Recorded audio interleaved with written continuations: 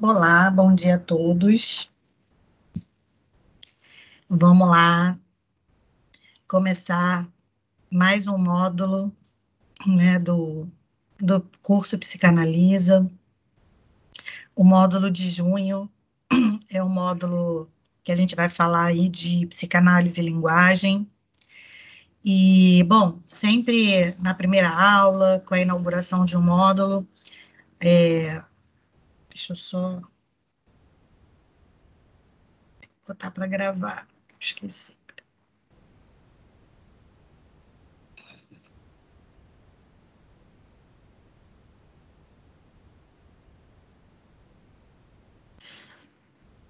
Só estou colocando aqui para gravar, que eu já ia esquecendo.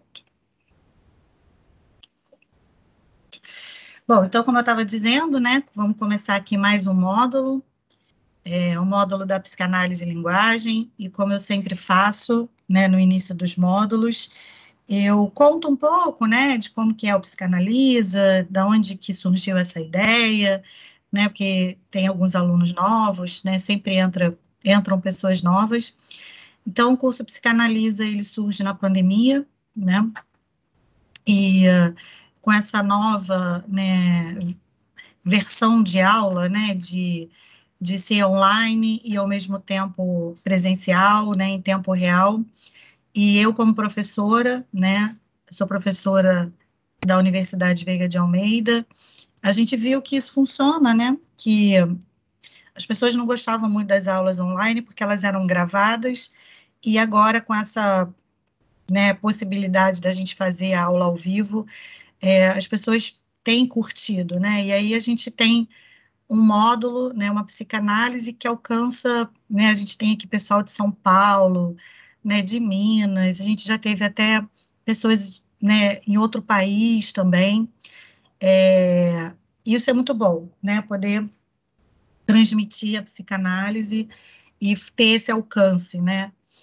Então, como a gente sempre faz, né, o nosso módulo ele é composto de 4 aulas. Em cada aula, a gente trabalha 3 bibliografias, então, no final do módulo, o aluno tem acesso, né, a 12 referências, a 12 textos, então, acaba sendo um intensivão, né, e a gente trabalha aqui na psicanálise pela vertente do Freud e do Lacan, e também com alguns autores complementares, né, que ajuda a gente aí nesse entendimento. Bom, então eu vou pedir, né, que todos fiquem com o áudio desligado, né, porque essa aula é gravada e tem alguns alunos que não conseguem assistir, né, em tempo real e aí vão assistir a gravação depois. Então, para a gravação ficar boa, né, para esses alunos e também depois, até para quem está aqui e quer depois rever a aula, né, também é bom uma aula contínua. Mas aí, no finalzinho da aula, lá nos últimos 30 minutos, eu abro sempre espaço, né, para pergunta. E aí vocês podem também ir ao longo da aula fazendo pergunta pelo chat, né, que às vezes não pode esquecer a pergunta, enfim. Bota no chat, não tem problema, e no final também eu dou uma olhada no chat, vejo quais são as perguntas que estão lá. Hoje, como é a primeira aula, ela está sendo transmitida pelo YouTube, então pode ser também que a gente tenha algumas perguntas, né, do pessoal de lá, e aí a gente também a Mariana vai me auxiliar aqui, lendo, né, as perguntas do YouTube e trazendo para cá. Então, vamos à aula, né? Então, essa nossa primeira aula, ela vai falar sobre a linguagem em Freud, né? Isso é uma questão, né, que eu escuto de algumas pessoas, né, perguntando, falando, né, essa coisa da linguagem é Lacan, né, é o Lacan que traz essa coisa do significante, da linguagem, mas isso não é tão verdade assim. Claro que o Lacan traz contribuições maravilhosas, né, sobre significante, significado, né, a gente até tem uma aulinha no YouTube falando sobre isso, né, mas desde Freud a gente já tem, né, essa importância da linguagem aí para a estruturação do inconsciente. E aí essa aula começa justamente falando disso, né, de quais são aí as contribuições do Freud, né, para esse estudo da linguagem, né, que é onde o Lacan ele vai beber dessa fonte, né, ele não vai criar a questão da linguagem por uma intervenção divina, né, não, ele vai beber aí dos textos freudianos. E aí nós vamos trabalhar com os seguintes textos do Freud para falar sobre isso. Sobre a concepção das afasias, né, que é do Freud, um texto de 1891. A gente vai trabalhar a psicopatologia da vida cotidiana, que é um texto de 1901, e vamos trabalhar a significação antitética das palavras primitivas, de 1910. Para vocês terem uma noção de tempo, né, da teoria psicanalítica, porque ela vai sofrendo uma série de mudanças, né, a gente tem a primeira tópica, a segunda tópica, vocês podem observar que esses textos que a gente está trabalhando aqui, sobre a questão da linguagem em Freud, eles são textos bem iniciais, né, bem da primeira tópica mesmo do Freud, para vocês entenderem como isso é bem inicial mesmo, né, o Freud não fala de linguagem no final, né, ele começa a obra dele trazendo a importância dessa estrutura linguageira do inconsciente. Eu pensei em trazer aqui textos que são até mais conhecidos sobre a questão da linguagem, né, que é a interpretação dos sonhos, mas eu fiquei pensando, já são textos tão conhecidos, né, e eu gosto sempre de trazer esses textos do Freud que às vezes as pessoas nunca leram, né, o único aqui mais conhecidão aqui é o Psicopatologia da Vida Cotidiana, que também ia ficar muito difícil deixar ele de fora, mas eu acredito que alguns de vocês talvez nunca tenham conhecido, né, esse texto da concepção das afasias do Freud e a significação antitética das palavras primitivas. Então, eu sempre tento sair um pouco desses textos meio que já batidos, né, e conhecidos, que eu poderia trabalhar aqui em interpretação dos sonhos, né, poderia trabalhar o xiste, né, poderia trabalhar uma série de outros textos que compõem, né, a trilogia aí da formação da linguagem do Freud, mas eu preferi usar esses outros textos para que, né, vocês também conheçam textos novos. Novos, claro que não é novo, já está lá publicado um tempão, mas que eu escuto falarem pouco, né, sobre eles. Bom, então vamos lá, né? Então a gente vai começar a falar, né, sobre os distúrbios de linguagem. Então, o Freud, nesse texto das afasias, ele se propõe a examinar que hipóteses, né, seriam necessárias para a gente entender o esclarecimento dos distúrbios da linguagem com base nessa estrutura do aparelho da linguagem. Ou seja, né, em outras palavras, o que o estudo, né, dos distúrbios da linguagem ensina sobre a função desse aparelho. Então, o Freud ele tem muito essa característica, né, a psicanálise ela basicamente surge do erro, né? Não sei se vocês conhecem, aqui tem a aproximação, né, com a teoria do Freud, né? Mas, assim, muito importante que aparece na obra dele é que ele vai se consertando, né? O Freud ele vai o tempo todo se consertando. Ele faz uma coisa, ele diz, olha, com isso eu aprendi que é melhor não fazer, é melhor fazer desse outro jeito, né? Então, a psicanálise, ela vai se construindo do erro, da falta, né? Então, não é à toa que o Freud, ele estuda as afasias para poder entender como que esse aparelho de linguagem, né? Esse aparelho que do inconsciente, ele vai funcionando aí, estruturado, né, nessa linguagem. Então, ele vai dizer, né, que logo em primeiro plano, nesse texto, o que aparece é uma crítica radical da concepção localizacionista das afasias, e que se destronava uma abordagem mecanicista do psiquismo, segundo ao qual, né, tinha o estatuto de uma espécie de hiperfenômeno do funcionamento nervoso. Então, as afasias, elas eram muito estudadas para dizer assim, olha, isso aqui está errado, né? A pessoa que tem esse determinado problema linguístico, né, ela tem um problema no aparelho psíquico, né? Ela tem um problema que precisaria sofrer uma intervenção para que esse problema não voltasse a ocorrer. E o Freud ele tem uma leitura diferente, né? Ele vai dizer, olha, as afasias, elas também explicam o funcionamento do sujeito.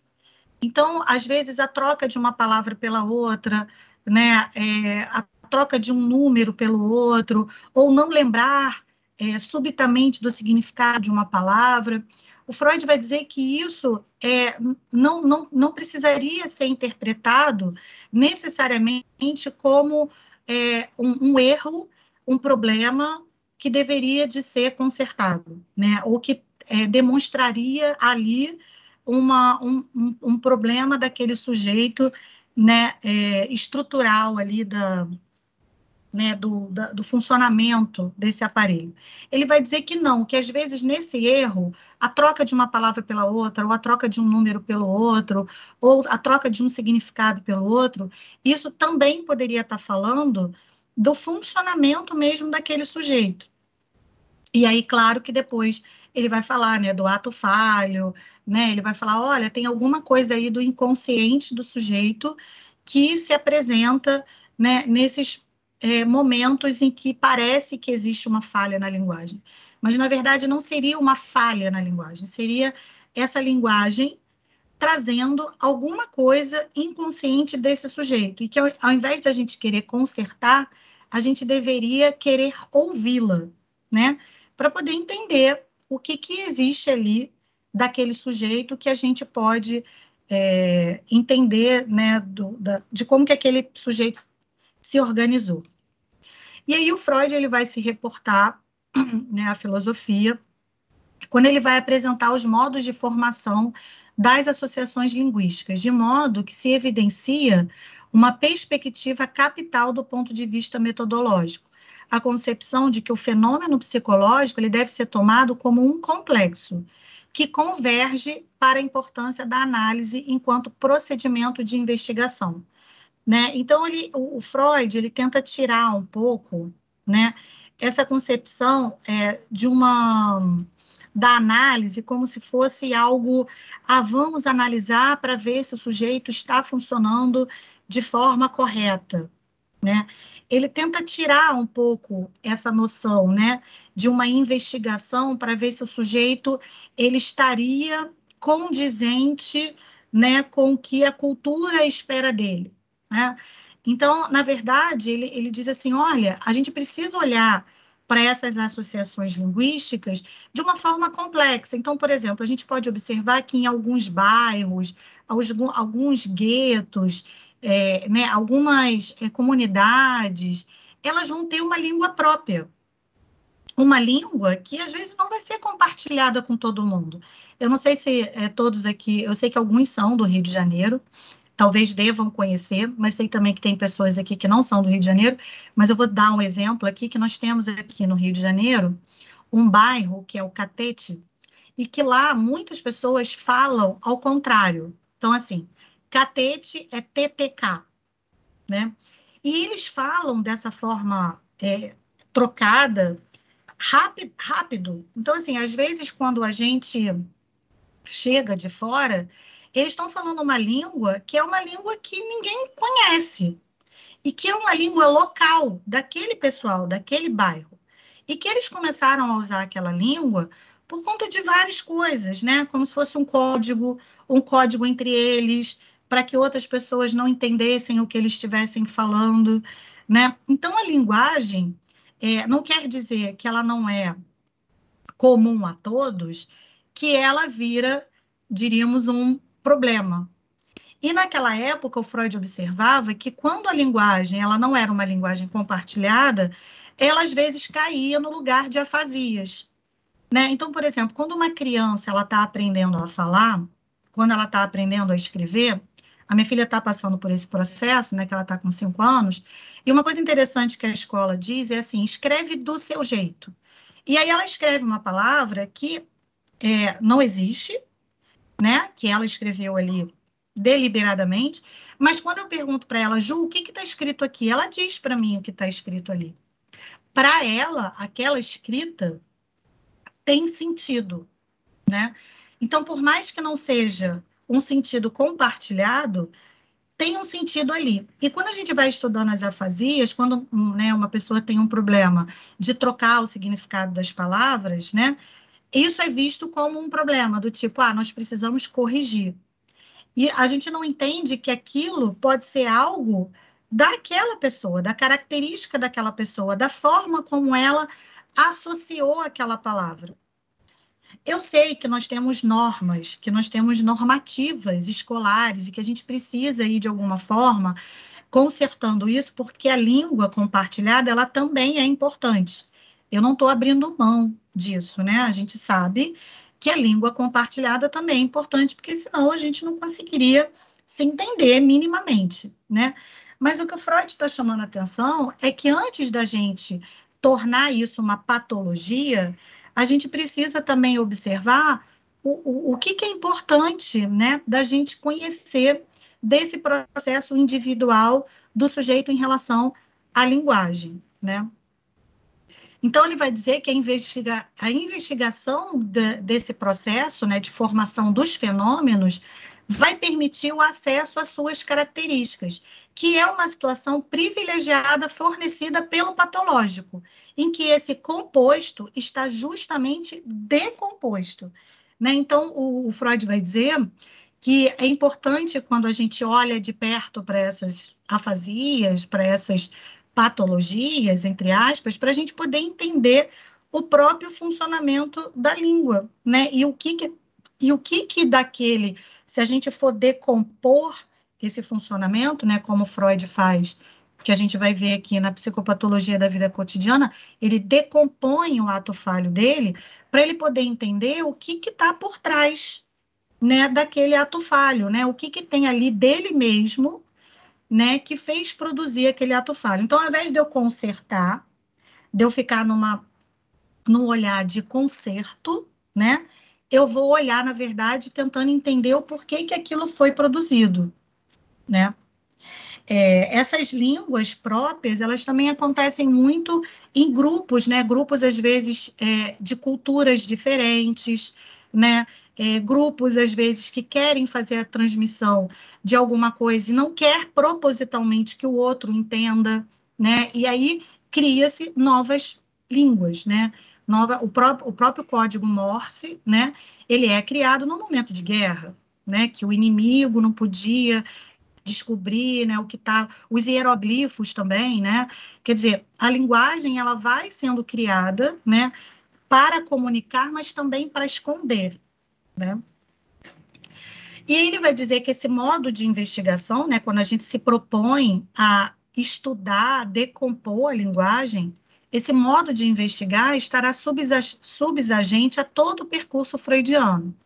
Como bem se explicita na obra magna, a interpretação ela deve ser feita em detalhes e não em massa, pois o sonho ele é um material composto, um conglomerado de formações psíquicas e que deve ser fragmentado para poder ser investigado, né? Então, é isso que o Freud chama atenção, né? Para a gente entender as afasias, para a gente entender esses pontos de falha da linguagem, a gente precisa ir no detalhe, porque na massa, eu publiquei recentemente também lá no YouTube, acho que vale a pena também vocês assistirem depois da aula, que na verdade é uma aula que eu ainda vou publicar, que é sobre a diferença da fala, da linguagem, né, e da língua.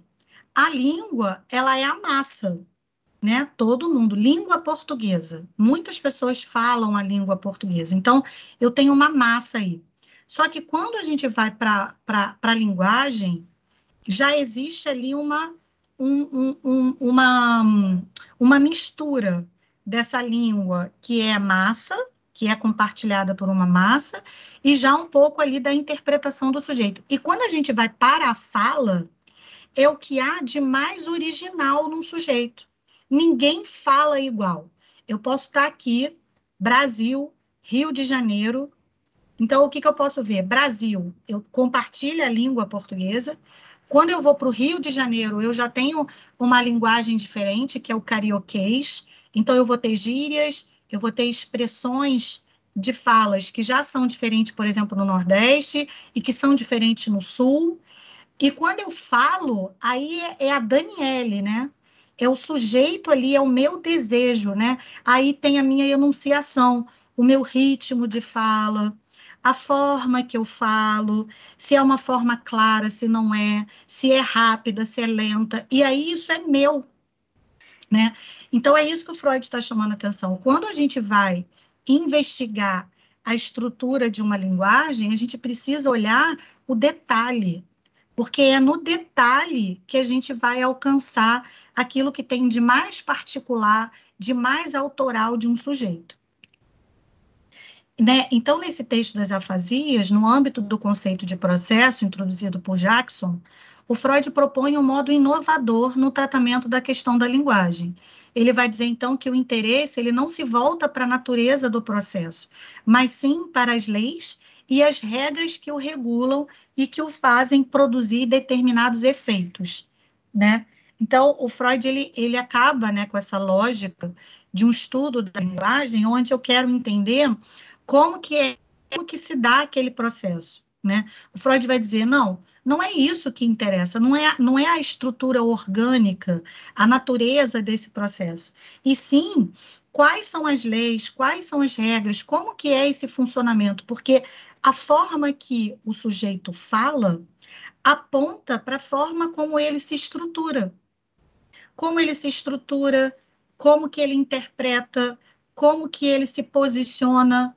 Então, quando eu estou falando, né, eu estou revelando a forma como eu, sujeito, me constituí. E aí, nesse texto, vão aparecer, então, dois tipos de representação. A representação de objeto e a representação da palavra. E ambas vão ser consideradas representações complexas e serão apresentadas num esquema denominado esquema psicológico da representação de palavra. Qual que é a diferença? A representação de coisa mostra essa organização primeira do sujeito e se introduzindo na linguagem. O Lacan vai chamar isso de lalangue, né? Antes da criança aprender a língua portuguesa, porque o nosso primeiro curso de línguas não foi o inglês que o nosso pai pagou para a gente fazer no curso.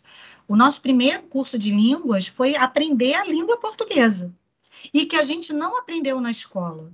A gente aprendeu em casa, quando a criança ela começa a falar.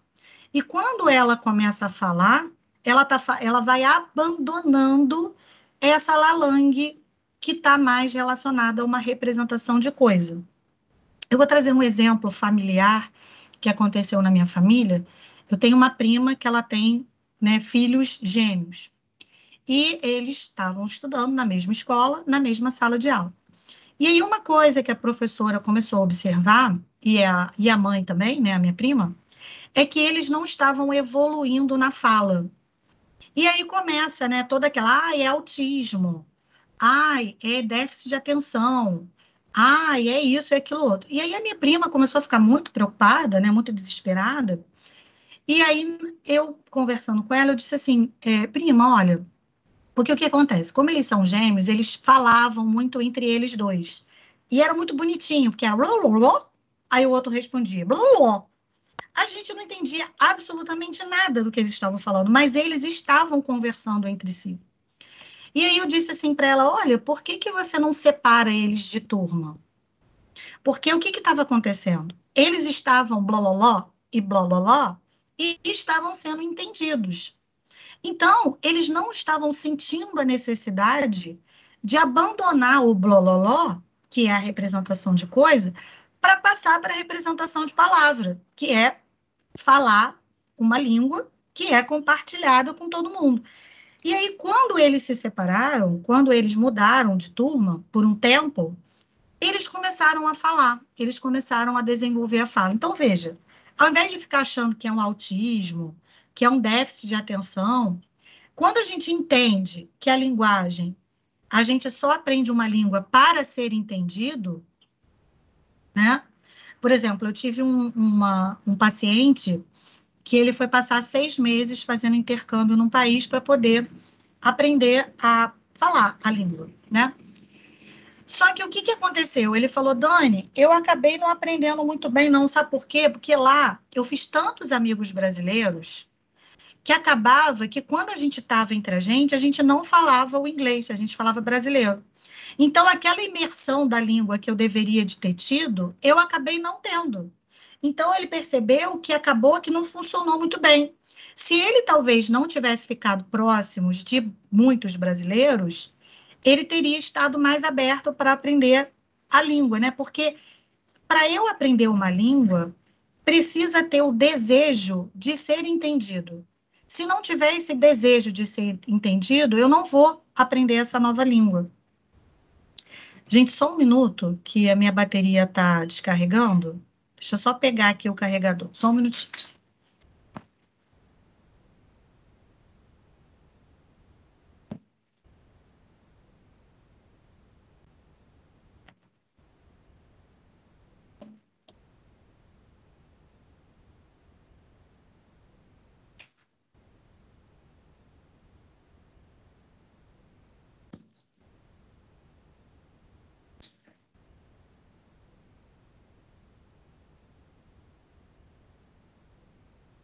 Pronto.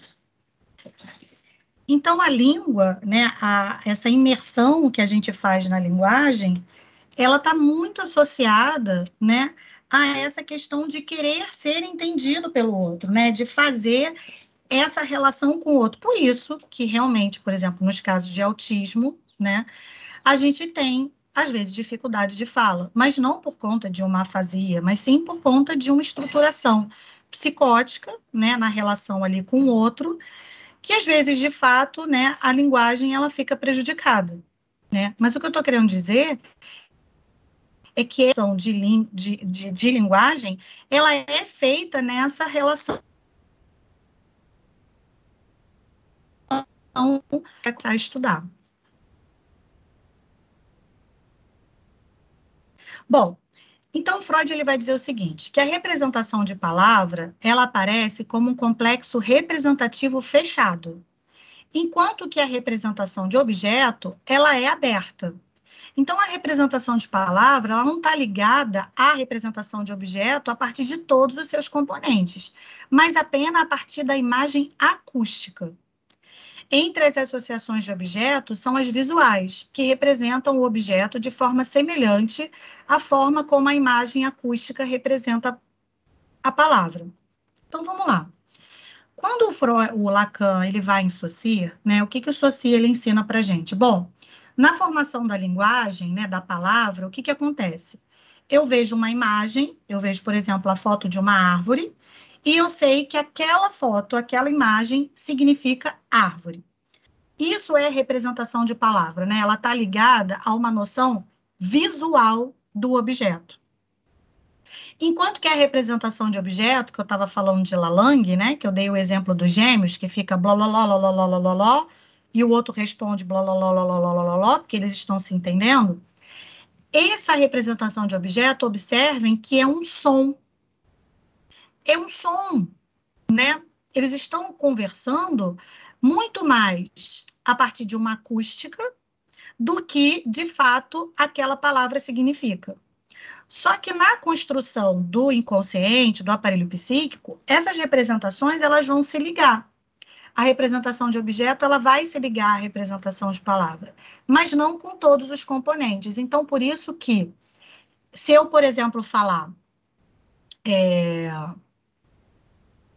por exemplo, eu posso falar uma palavra com um tom que ela mostra um significado, e se eu mudar o tom, ela vai mostrar um outro significado, né?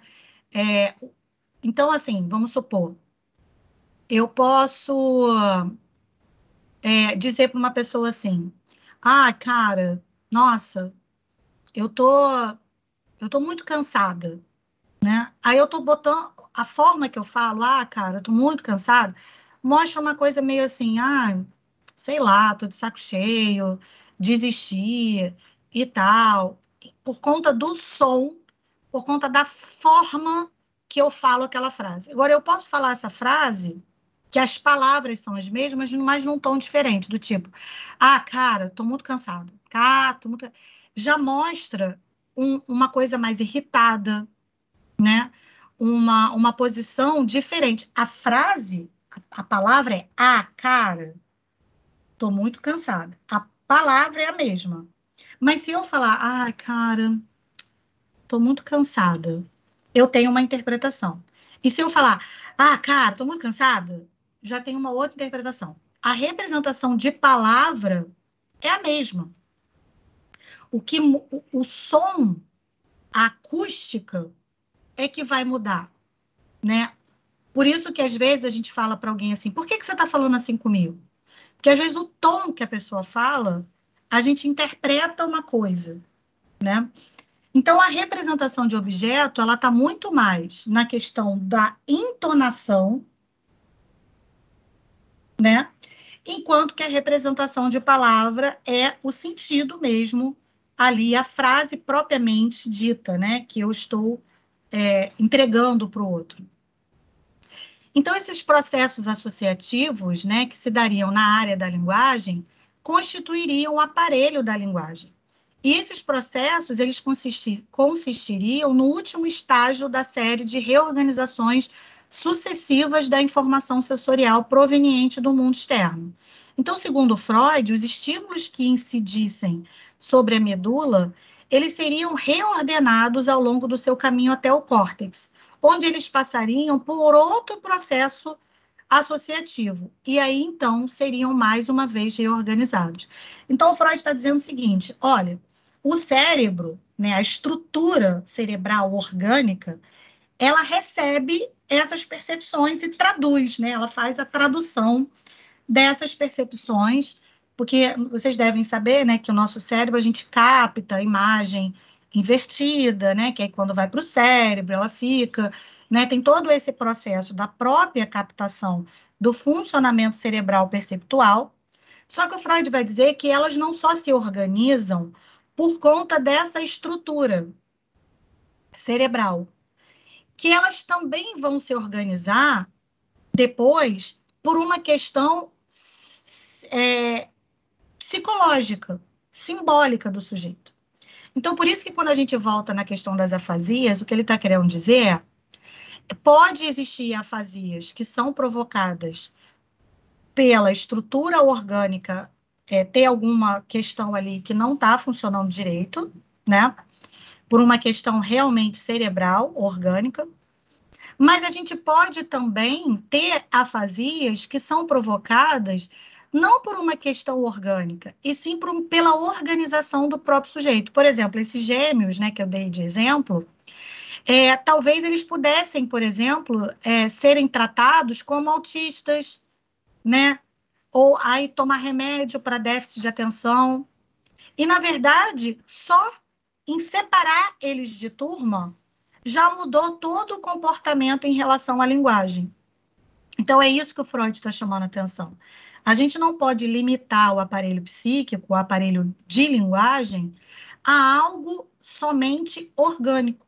Existe aí, sim, uma questão da relação do sujeito com essa linguagem, de como que ele interpreta, qual o significado que ele dá, e que é extremamente relevante para quando a gente for olhar a questão das afasias, né? Então, esses complexos associativos formados por esses processos corticais possuiriam concomitantemente psíquicos, que no caso da área da linguagem, então consistiriam nas representações de palavras e nas demais regiões corticais, nas representações de objeto, né?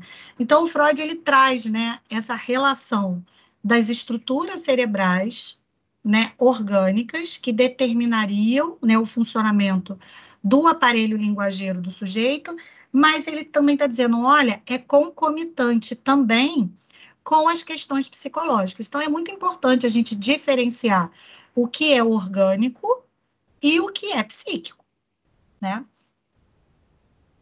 E isso é muito interessante, feito por um neurologista, né? Porque o Freud era médico, neurologista, e ele estava ali justamente trazendo, né, como que é importante a gente saber diferenciar, né, essas duas estruturas. E aí o Freud, no texto Psicopatologia da Vida Cotidiana, ele vai iniciar o texto indagando o que faz com que a memória se lembre mais de fatos do cotidiano do que, por exemplo, de nomes próprios.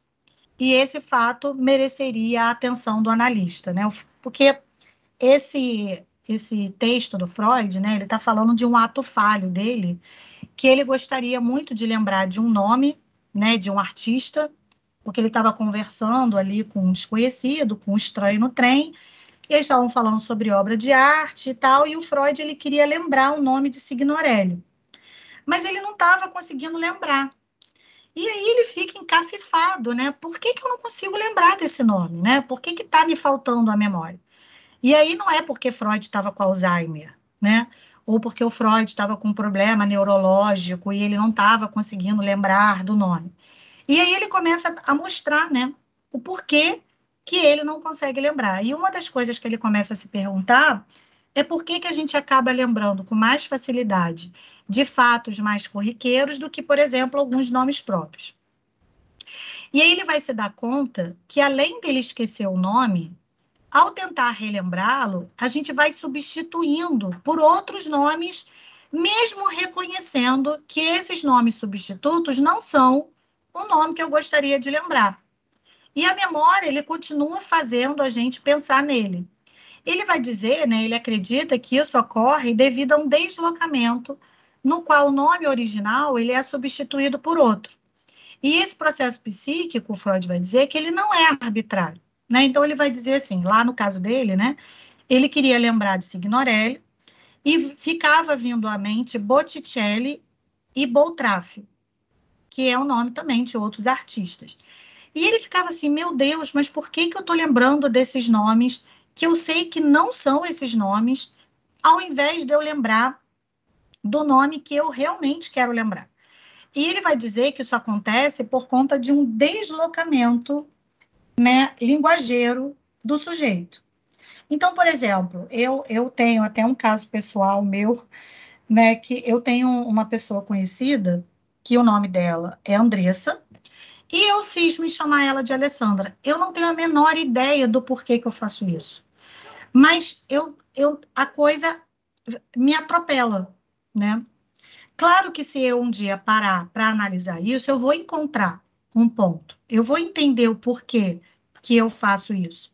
Mas o interessante é que ao invés de eu esquecer e não ouvir nada, vem um outro nome. E aí o Freud vai dizer, esse outro nome que veio substituir, ele vai te dar sinais do porquê que você esqueceu o nome original. Então, o Alessandra fala de mim. O Alessandra fala de mim, da minha relação com a palavra. Porque Andressa é o nome compartilhado, porque é o nome social. Mas o Alessandra fala da Daniele, né? E que se eu for olhar para ele, ele vai trazer algum aspecto ali do meu funcionamento. E é isso, então, que vai interessar na análise, né? Por isso que quando o sujeito faz um ato falho, ou quando ele esquece alguma coisa no processo de análise, a gente vai dar importância para isso, porque aquilo ali vai trazer algum material daquele sujeito que fala da sua estruturação linguageira. O Freud vai dizer que essas substituições, elas ocorrem quando nós começamos um novo assunto e o cérebro ainda não tinha terminado de concluir o primeiro, ou ainda tinha-se coisas para serem ditas, ou quando as palavras do primeiro assunto influenciam nos nomes errados que vem à mente quando se tenta lembrar o nome que foi esquecido. Então, ele está falando de dois mecanismos, né? Ele está falando de um que é quando a gente... Eu vi não sei se vocês viram um meme que está rolando na internet, que é um repórter, né? Que ele começa assim, bom ônibus. Aí ele, quer dizer, bom dia. Os ônibus hoje, a greve do ônibus, o que que aconteceu? O assunto, ele não tinha terminado ainda o bom dia, e aí o cérebro juntou com o ônibus, que era a notícia que ele ia dar, né? A notícia que ele ia dar posterior, né, ao bom dia. E aí uma coisa atropela a outra, né? E aí acaba saindo bom ônibus, ao invés de bom dia. A greve dos ônibus, nananana, né? Então, faz essa, né, substituição.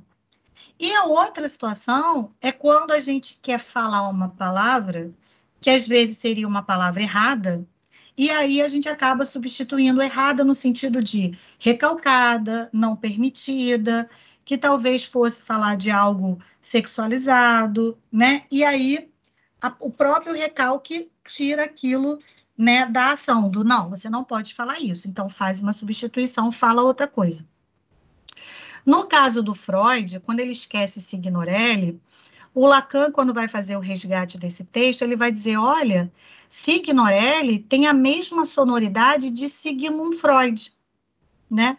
Isso é uma análise lacaniana. E ele vai dizer assim, então, muito provavelmente houve algo do próprio Freud, né, que quando ele quis lembrar de Signorelli, ele não conseguiu lembrar porque a parte recalcada foi Sig, que vem de Signorelli e de Sigmund Freud. Isso é uma análise lacaniana, né, do ato falho do Freud, quer dizer, algo ali dele que estava proibido, recalcado, e aí ele não conseguiu lembrar do nome, porque a primeira parte do nome teria sido recalcada. E aí o que ele fez? O L de Signorelli foi para Botticelli, né? Porque o Sig ficou recalcado e o L de Signorelli foi para Botticelli. Então, ele mostra que tem uma parte que fica recalcada e uma outra que fica livre, que se condensa nessas substituições da linguagem. Ele vai dizer que isso ocorre quando algo que queremos esquecer insiste inconscientemente em emergir em nosso consciente. Então, os nomes errados, ou até mesmo os substitutos, eles podem estar ligados pela sonoridade ou semelhanças de sílaba, ou sequências de letras de palavra, como eu estava falando agora, né, do Signorelli e do Sigmund Freud. E eles vão me lembrar tanto aquilo que eu queria esquecer, que quanto aquilo que eu quero lembrar me indicam a minha intenção de esquecer algo. E isso não foi nem um êxito completo e nem um próprio fracasso. Então, é interessantíssimo isso, né? Que o Freud vai dizer, olha, então esse esquecimento, que poderia ser considerado uma afasia também, né? Ele vai dizer, olha, isso tem um material riquíssimo, porque isso não foi apagado por conta de uma questão cerebral. Foi apagado por uma questão moral, por algo que eu gostaria de ter dito e não falei, né? Por algo que às vezes eu gostaria de ter falado, mas fiquei com medo que talvez alguém pudesse pensar alguma coisa, e aí não seria legal, e aí eu acabei não dizendo, né? Quantas vezes a gente pensa coisas que a gente não fala? E aí o Freud vai dizer que isso não pode ser considerado um fracasso. Claro que também não é um êxito, porque algo ali da palavra, algo não foi dito, né? Algo ficou barrado. Mas ele vai dizer que a gente não pode entender isso também como um fracasso, né? Como algo que não poderia acontecer, porque ele vai dizer que é também nesse fracasso que coisas importantes se revelam. Então, o ato falho, como esse, por exemplo, do esquecimento do nome próprio, muitas vezes vai revelar o que está no inconsciente. E é um vínculo entre o desconhecido e a descoberta, e que vai fazer entender a relação do inconsciente com a linguagem. Então, o indivíduo, ao relatar através das falas, da experiência, dos prazeres, do sofrimento, do sintoma, ele vai fazer surgir elementos, expressões, equívocos, esquecimentos, enfim, os atos falhos que dão indício a questões do inconsciente. Então, é muito importante quando Freud traz essa questão do ato falho, porque tira o esquecimento do lugar das afasias, né? Dizendo assim, olha, tem alguma coisa ali que é importante de ser olhada. Então, voltando, por exemplo, para a linguagem do catete, né? Que eles falam tudo ao contrário, TTK, tem alguma coisa daquele grupo que é uma mensagem do grupo que é valorizada, que é importante, né? E que revela a estrutura daquele grupo, né? E as linguagens, elas vão, né, de alguma forma, traduzindo essas importâncias, né, daquele grupo, da característica daquele grupo, né? Por exemplo, o próprio funk, né, que é a cultura, né, ali da periferia, né, das comunidades, aquela linguagem que é própria, que é cheia de gíria, né, que é cheio de, elas estão mandando uma mensagem, né? E se a gente for parar para olhar, elas estão dizendo algo que é importante, né, daquela pessoa. Então, por mais que seja uma palavra, às vezes, inventada, porque as gírias, elas são palavras inventadas, palavras que do nada surgem, né, mas do nada, entre aspas, porque tem alguma coisa ali, naquela palavra nova, inventada, daquela gíria, que traz algo que é importante da estrutura da linguagem daquele grupo, né? Contudo, né, o Freud, ele não generalizou. Então, ele vai afirmar que todo e qualquer esquecimento de nome podem ser frutos de conteúdos recalcados. O Freud vai afirmar, não há dúvida de que existem exemplos muito mais simples. Penso que teremos enunciados fatos com suficiente cautela se afirmarmos, junto aos casos simples de esquecimento de nomes próprios, existe também um tipo de esquecimento motivado pelo recalque. Então, ele faz uma separação, ele fala, olha, tudo bem, existem esquecimentos, ou existem até mesmo criações de novas palavras, que são mais simples, que não tem toda uma história por trás, que não tem todo um contexto por trás. Ele vai dizer, não, tudo bem, eu sei disso. Mas a gente não pode também simplificar tudo, achando que as gírias, elas se formam por acaso, ou que os esquecimentos se formam por acaso. É isso que o Freud está chamando a atenção. Vão existir, sim, momentos que podem ser simples, mas vão existir também momentos complexos e a gente precisa estar atento a isso, para não botar tudo dentro do mesmo saco. Então, a análise do Freud sobre os esquecimentos dos nomes o fez chegar a uma conclusão que são todos de fundo emocional. Embora sejam sentimentos que estão no inconsciente, através dos esquecimentos é possível observar que por trás dele existe algum sentimento envolvido, né? Então, o Freud vai dizer, beleza, existem os que são mais simples e existem os que são mais complexos, mas fica difícil a gente separar totalmente a linguagem dos sentimentos, porque a linguagem fala de sentimento. O afeto, ele é traduzido pelas palavras, né? Então, quando a gente fala, a gente não está só mandando um recado, a gente não está só mandando uma mensagem, a gente está também falando como que aquilo nos afeta. E aí, o Freud, no texto A Significação Antitética das Palavras Primitivas, ele vai demonstrar como que nas línguas mais antigas, por exemplo, ocorriam também nos sonhos, né? Quer dizer, que a mesma estrutura, né, das línguas antigas ocorrem também na estrutura do sonho.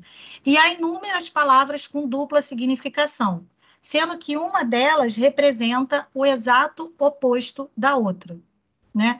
Então, a gente sabe que existem palavras, né, que elas podem ter a mesma formação, mas que elas podem ter significados diferentes. Por exemplo, manga. Quando a gente fala manga, a gente pode pensar em fruta, a gente pode pensar em manga de blusa, e a gente pode pensar também no fulano manga de mim. No Nordeste, por exemplo, isso é muito usado. Para o inconsciente, manga pode ser manga de mim, de mangar de mim, pode ser manga de blusa, pode ser manga de fruta, e o inconsciente ele não vai fazer essa separação, né? Então, manga vira uma coisa só, que podem ter significados enormes. E é nessa decomposição das palavras que eu vou poder descobrir se a pessoa está usando aquele manga para falar de blusa, ou para falar de fruta, ou para falar de mangá,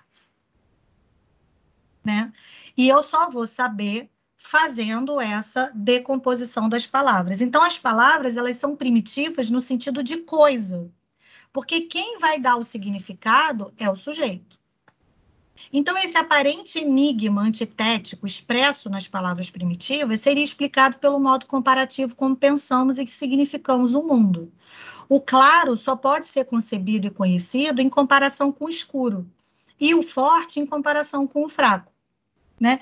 Então, eu só consigo delimitar fruta, manga, diferente de manga de camisa, né? Se eu colocar uma do lado da outra e explicar que, apesar delas terem o mesmo nome, manga, elas têm significados diferentes. né? Então, por isso, né, o manejo da língua, ele é sempre vacilante e deveras carrega um toque de fracasso, algo que os poetas e os escritores conhecem muito bem. Há sempre um sentido que vai escapar no discurso, um dizer que não vai dizer tudo, uma palavra que não é bem a que se quer, e outra que, dita casualmente, vale por mil. Então, a gente observa isso o tempo todo na nossa própria comunicação, né? Às vezes a gente quer falar uma coisa e não consegue dizer. Ai, não tem palavra que defina tão bem o que eu estou sentindo. A gente escuta isso pra caramba na análise das pessoas, né? Ai, Dani, eu estou sentindo uma coisa aqui, cara, que eu não consigo nem pôr em palavras, que eu não sei nem bem dizer o que é. Porque as palavras, elas nem sempre dizem tudo. Nem sempre a gente encontra uma palavra certa que pode transmitir exatamente o que eu estou sentindo. E às vezes a gente usa uma palavra equivocada também. Não, não, eu não quis dizer isso. Não foi bem isso que eu queria dizer, né? Porque a gente está sempre tentando nomear o inominável. Então, por isso que a língua, ela vacila. Ela vacila. Ela vacila porque nem sempre ela diz o que ela gostaria de dizer, né? E às vezes, de uma forma coloquial, eu consigo dizer exatamente o que eu queria dizer, né? Então, a língua, ela está sempre nessa dicotomia, né? De dizer e não dizer ao mesmo tempo. E o escritor, o poeta e também o psicanalista, eles conhecem bem esse sentido polifônico da língua e a têm como a sua principal ferramenta de trabalho. Eles são os artesãos da palavra, manejando-a de modo a ampliar e a complexificar o seu uso comunicativo, né? Então, por exemplo, eu acho que eu já falei disso aqui algumas vezes, eu tive uma paciente que ela usou a palavra lesada, né? Ah, porque na minha família todo mundo me acha lesada. E aí, quando eu entendi que o lesada dela estava falando de devagar, né? De ser devagar. Mas aí eu coloquei assim para ela: olha, mas você também se sente lesada? E aí eu trouxe um outro significado, né? O significado de lesada, de ser prejudicada. E como que aquele duplo sentido da palavra lesada, estruturalmente, é a mesma palavra, não mudou uma única letra, mas o significado mudou radicalmente. Porque lesada de lenta é completamente diferente de lesada de prejudicada. Mas olha a palavra, ela é a mesma. O poeta faz isso, o escritor faz isso, e nós, psicanalistas, também fazemos. E a gente só faz quando a gente entende que a palavra ela não tem um significado absoluto, né? E justamente por ela não ter um significado absoluto, que é possível a cura pela palavra, né? Então, o psicanalista, assim como os poetas, compreendem a língua, a palavra, não na sua função concreta. Eles retomam ela de uma forma metafórica, criativa, e que isso possibilita a transformação do ser. Por isso, Freud designou a sua psicanálise como uma cura pela palavra. Por que que a gente consegue mudar o sujeito? Por que que a análise ela é possível? Ela é possível porque a gente pode recriar os sentidos de uma palavra. E quando a gente recria o sentido de uma palavra, a gente muda o funcionamento de um sujeito. A gente muda o funcionamento de uma neurose, né? Então, para Freud, um sentimento ou uma ideia que não se casa com uma palavra não existe no mundo humano e, portanto, não possui nenhuma efetividade transformadora sobre esse. Um sentimento ou uma ideia sobre o qual não temos competência discursiva para descrever não nos vale de absolutamente nada. Então, um grito, ele não tem significado humano algum, enquanto não puder vir acompanhado de alguma palavra que o adjetivem e o insiram no mundo dos significados compartilhados. Então, por isso que a gente está sempre criando novas palavras, porque sempre vai existir alguma coisa, alguma situação que a gente não vai ter possibilidades de nomear e nós vamos ter que inventar uma palavra para que a gente possa nomeá-la. E assim vão se criando as novas linguagens, né? As novas palavras, das novas formas de falar, porque às vezes aquilo que nunca foi dito, nunca foi nomeado, por ser uma experiência nova, vai precisar se criar uma outra palavra, né? Eu tive uma vez um paciente que ele falou assim para mim: Dani, eu vou parabolar. Aí eu disse assim: parabolar? Aí ele eu vou fazer uma parábola. Não existe parabolar. Parábola não é verbo. Mas ele diz: eu vou parabolar. Aí eu disse a ele: o que significa parabolar? Ele significa fazer uma parábola. Eu falei: e qual é a sua parábola? E aí ele trouxe lá uma questão do Che Guevara, enfim, eu não me lembro muito bem agora qual foi a questão, o que eu me lembro foi o significado. Porque ele estava dizendo, né, que o Che Guevara estava trazendo um novo conceito, uma nova ideia, uma nova forma política, e aí ele tinha que parar com aquele sistema que estava acontecendo, o sistema vigente, para ele poder bolar uma nova possibilidade de pensar ali a política e tal. E aí, quando ele fala de parar e bolar, ele precisa parar e bolar. Eu digo isso para ele: então você precisa parar e bolar, porque esse paciente, ele estava num movimento de se separar, né? Porque ele estava querendo se divorciar, né? Para poder construir uma outra vida, né? E ele estava com muita dificuldade, porque ele estava com medo do que ia acontecer da ex-mulher e tal, nananã. Então, ele estava nesse momento de precisar parar para bolar uma nova coisa. E ele cria, ele inventa essa palavra, ele chega dizendo: eu vou parabolar. Então, foi a forma que ele conseguiu, foi uma palavra que ele teve que criar, que estava ali dizendo sobre o momento psíquico que ele estava vivenciando e que não tinha uma palavra. Não existia uma palavra prévia. Ele criou essa palavra, né? Ali na análise dele. Então, o escritor, o poeta, assim como o psicanalista, são, portanto, dadores de nomes, né? Doadores de nomes. Ao nomear um sentimento difuso a um paciente, ao descrever uma situação humana inominável, o analista e o poeta, respectivamente, criam realidades humanas passíveis de serem narrativizadas e, portanto, pensadas. Porque eu dei o exemplo de um paciente que criou uma palavra, mas quando eu também disse para aquela outra paciente o outro sentido da palavra lesada, eu empresto, eu dou nomes, porque nessa do sujeito fazer análise, a gente vai colocando também algumas palavras, e o poeta, muitas vezes, usa da própria poesia para poder nomear alguma coisa. Né? Às vezes a música, ela é criada a partir de uma situação que aquele artista viveu. A maioria dos artistas, quando a gente vai estudar um artista, pegar um livro autobiográfico, né, de um artista para a gente pesquisar, muitas vezes o artista agradece, né, pelo seu sofrimento, porque ele diz: foi o meu sofrimento, foi a minha angústia que me tornou capaz de produzir a minha arte. Porque a minha arte revela, né, momentos que foram difíceis para mim, né? Eu estudo muito, né? Eu estudei muito ao longo da minha dissertação, da minha tese, a Louise Bourgeois. A Louise Bourgeois, ela é uma escultora, né? E ela tem uma escultura de uma aranha enorme, com mais de 5, 6 metros de altura, e que ela é toda feita de arame.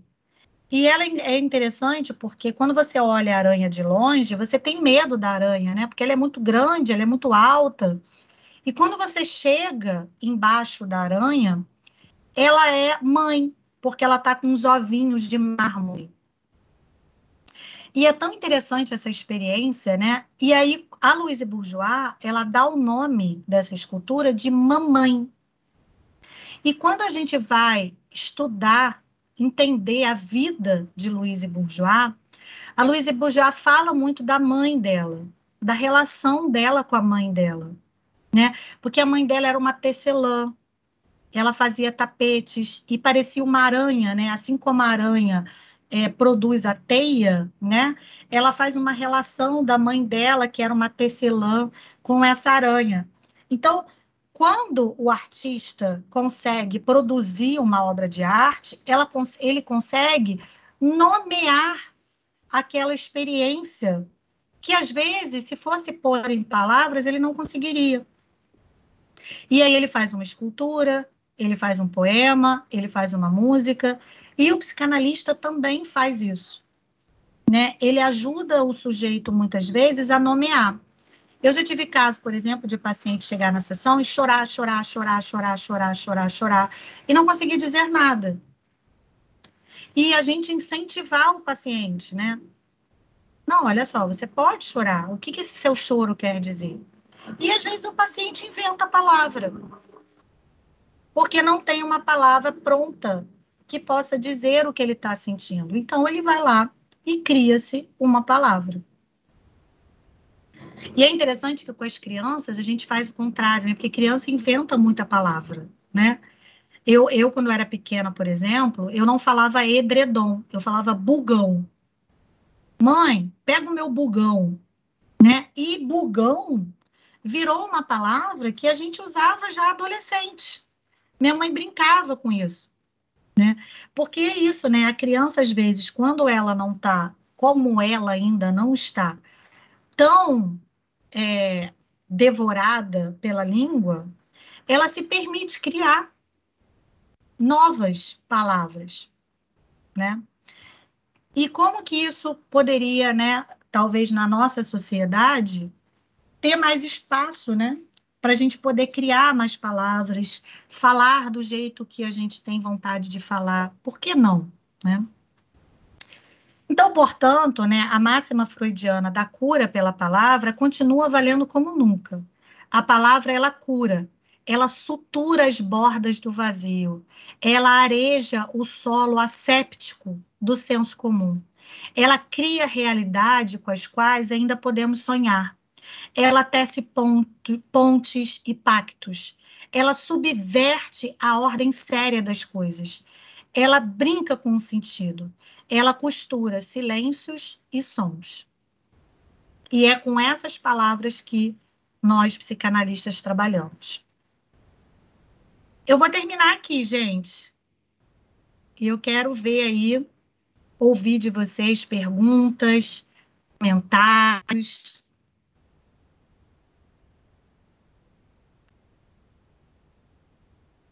Eu estou tentando voltar aqui para o meu chat do Teams. Deixa eu ver aqui.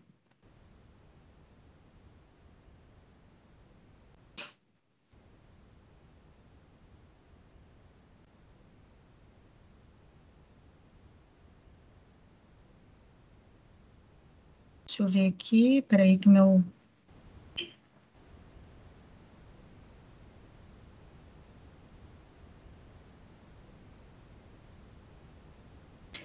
aqui no chat não tem pergunta, acho que ninguém escreveu aqui. Mas então, abram os microfones.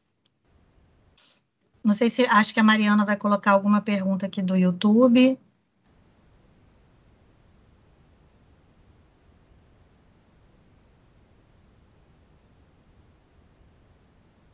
Tá, a Mari disse também que no YouTube não tem nenhuma pergunta. Pode ser comentário também, viu, gente? Mas vamos lá, quero ouvir vocês. Raquel perguntou aqui: podemos colocar palavras durante a narrativa do sujeito no sentido de ajudá-lo na construção? Raquel, sim, principalmente o duplo sentido das palavras, como o meu exemplo do lesada, né? Isso funciona muito bem, né? De você mostrar para o sujeito que aquela palavra que ele está usando podem ter outros novos significados. Isso é muito legal para o trabalho, do paciente na clínica. O que a gente não pode fazer, que eu já ouvi algumas pessoas fazerem e dá super errado, é, por exemplo, assim, o paciente fala assim, e aí eu me senti tão bobo com aquela situação. Aí o analista fala assim, mas você se sentiu idiota? Aí ele fala assim, não, eu não me senti idiota, eu me senti bobo. ele muda palavras. É claro que bobo e idiota, de alguma forma, se parecem, né? Mas quando você muda, você devolve para o paciente com uma palavra diferente, isso pode causar resistência. Aí não é tão legal. Mas quando a gente usa a dualidade, como o caso da lesada, aí funciona bem.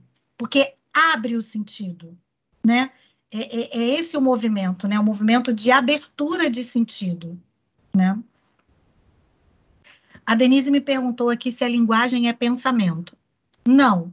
O pensamento, ele é construído de linguagem, né? Para eu poder falar o que eu estou pensando, eu preciso pôr em palavras. E aí existe uma coisa é bem boa a sua pergunta, porque o Lacan, ele vai falar que o próprio ato de falar já castra a gente, porque o nosso pensamento, ele é mais rápido do que a nossa capacidade de fala. Então, quando eu preciso falar, eu já estou castrado, né? Porque eu não consigo. Por isso que, às vezes, na psicose, como existe ali uma ausência de castração, às vezes ele fala tão embolado, porque ele está seguindo o ritmo do pensamento dele. E aí ele perde a capacidade lógica, né? De arrumar. Porque quando eu quero falar sobre o que eu estou pensando, eu preciso organizar, eu preciso castrar, né? E aí é diferente, porque o pensamento, ele é muito mais, diríamos, livre, né, do que a linguagem, porque a linguagem eu preciso organizar para falar, né, para que o outro possa, né.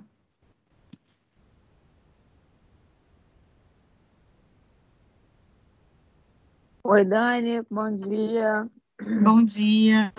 É, necessariamente é preciso a palavra, porque às vezes você consegue, quer dizer, eu pelo menos percebo na minha vida dessa forma, é, mostrar milhões de coisas através de outras linguagens, que não necessariamente tem a palavra inserida. Uma tela, uma pintura, uma música e coisas do gênero.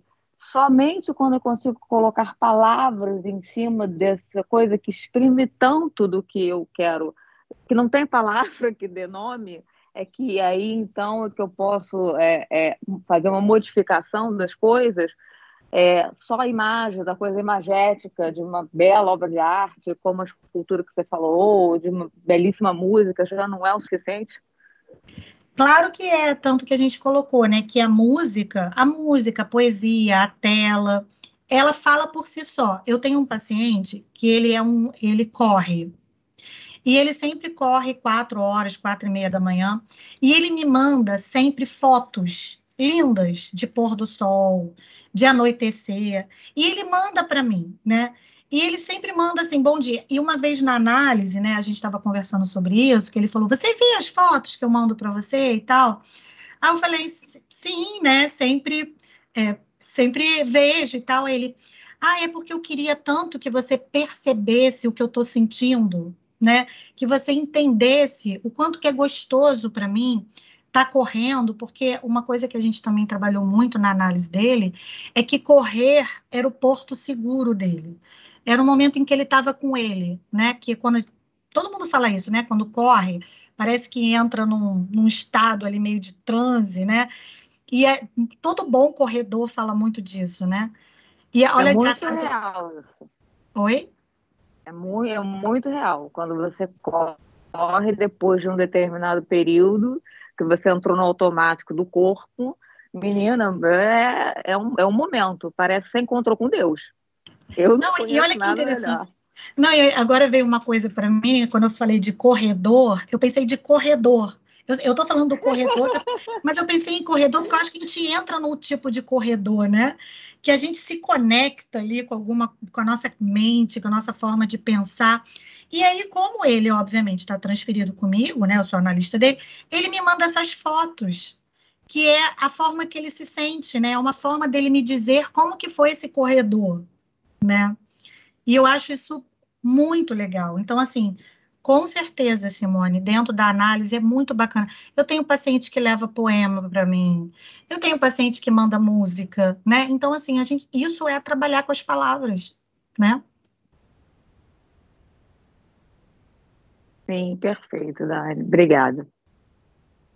A Mari comentou aqui que o Duncanon comentou que foi muito boa a aula, que foi espetacular. Que bom que você gostou. E se tiver dúvida, manda aí para a gente, viu? A gente está aqui para tirar as dúvidas também. Denise fala que adora correr, mas o joelho não deixa, né, Denise? Ai, sempre tem alguma coisa, né, que castra a gente. Você sabe que esse meu paciente, uma coisa que ele fala muito é disso também, porque ele corre mesmo, assim, maratonas e tal, né, e ele já, né, já é um senhor, assim, não um senhor, é um jovem senhor, né, tá ali com 67 anos, enfim. Então, ele já tem muito desgaste, né, das articulações, natural, enfim. E aí ele falou, eu acho que eu vou ter que trocar minha corrida por nadar. Eu vou ter que começar a nadar, porque alguma coisa eu vou ter que fazer. E aí ele está mesmo com esse movimento de já que correr não é ali, né? Tá cada vez mais difícil para ele, né? Ele está, né, seguindo aí pelo então eu vou nadar, né? Eu vou correr na água, né?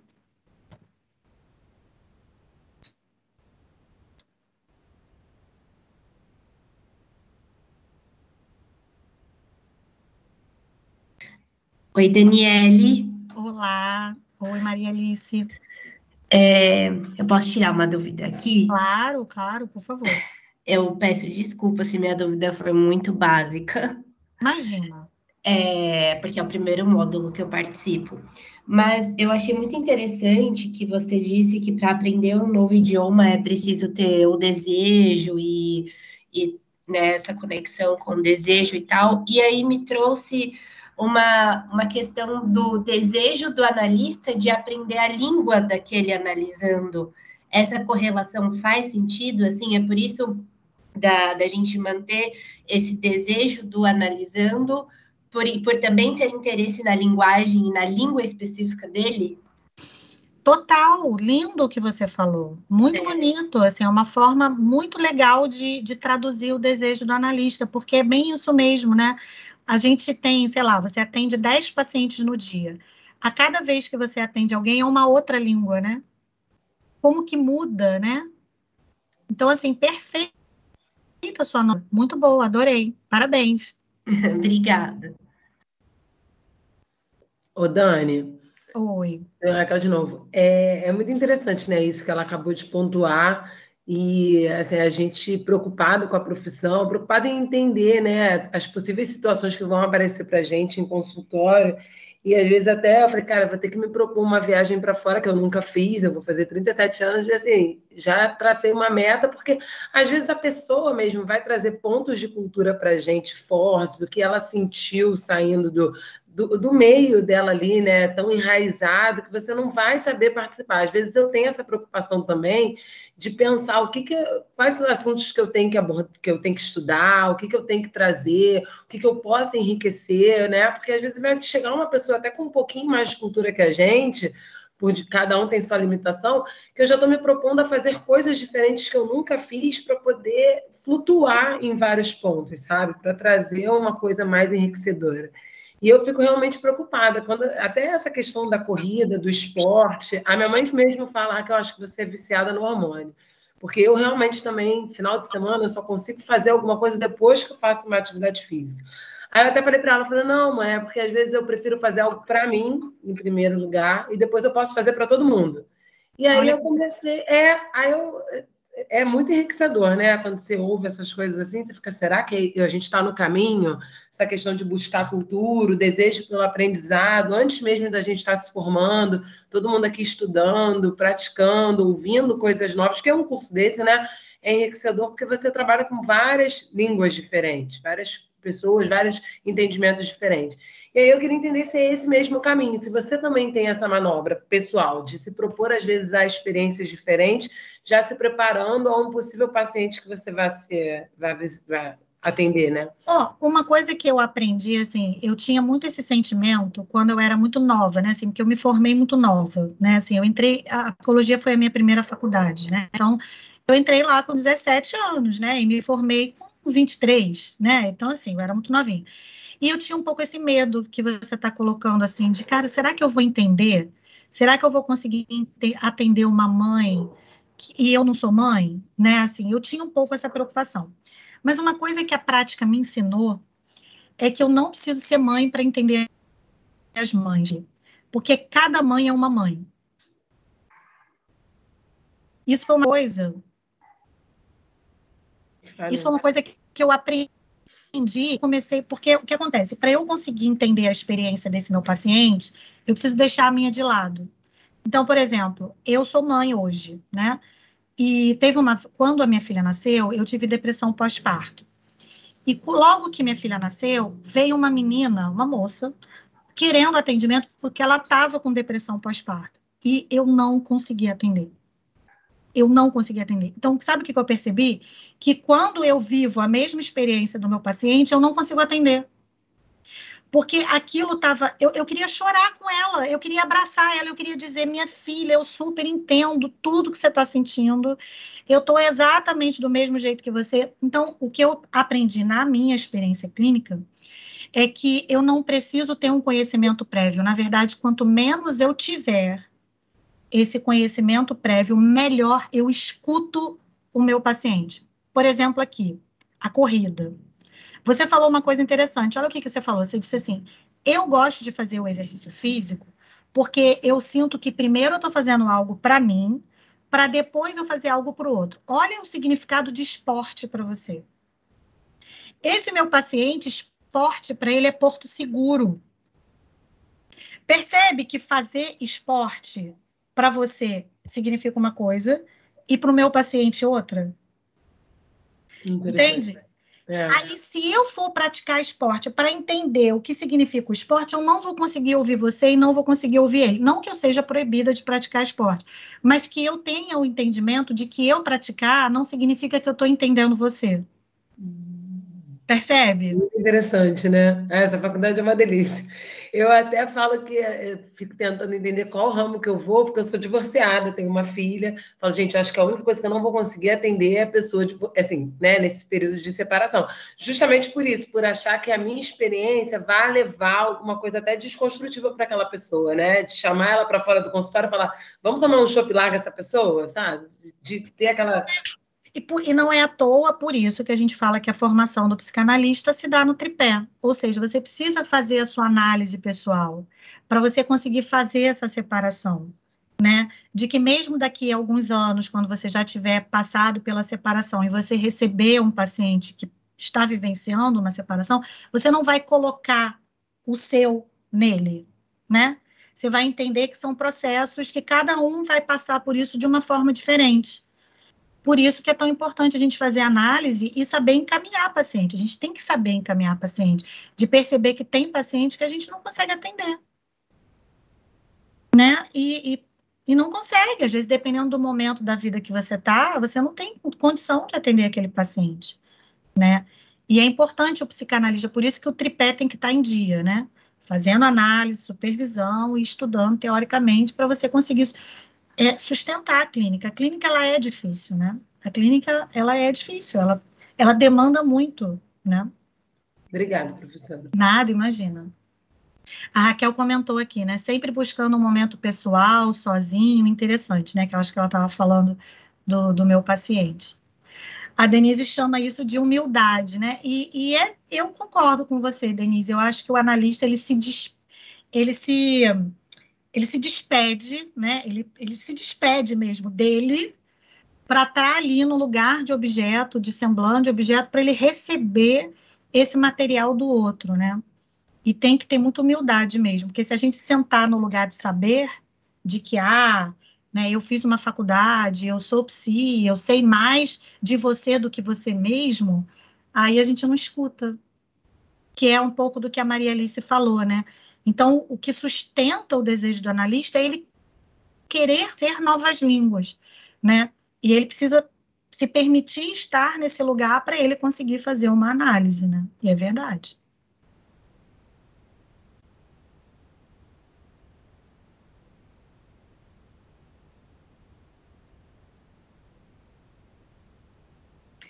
Não sei se tem mais perguntas. Se alguém quer fazer algum comentário, quer perguntar mais alguma coisa.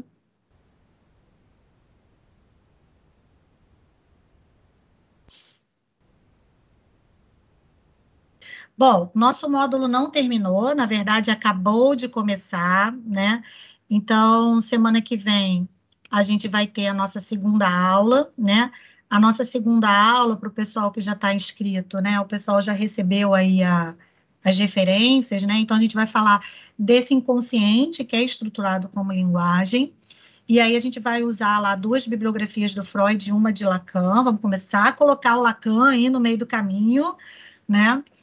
E, bom, aí eu queria dizer também, né, que o pessoal que está aqui assistindo a aula inaugural, que ainda não se inscreveu, dá tempo de se inscrever. A gente está com um linkzinho no chat do YouTube, que é só se inscrever pelo link. Essa primeira aula fica gravada, vai ficar inclusive gravada aqui no YouTube, mas para o pessoal que está inscrito, eu vou, assim que eu terminar essa aula, eu vou baixar ela, vou colocar no Drive, e aí lá no Drive vocês têm acesso durante 30 dias a todas as aulas, né? A primeira, a segunda, a terceira e a quarta aula. Então, dá para vocês verem de novo, né? Enfim, dá para ficar estudando aí durante um bom tempo esses conteúdos, né? Então, pessoal, obrigada mais uma vez por vocês estarem aqui, por vocês investirem em vocês e no Psicanalisa. Agradeço o carinho de vocês são sempre muito carinhosos, muito atenciosos, e vão continuar estudando até, então, sábado que vem, às 10 horas, e aí a gente vai estudar o inconsciente estruturado como linguagem. Tá bom? Um beijo a todos, obrigada pela participação, até a próxima.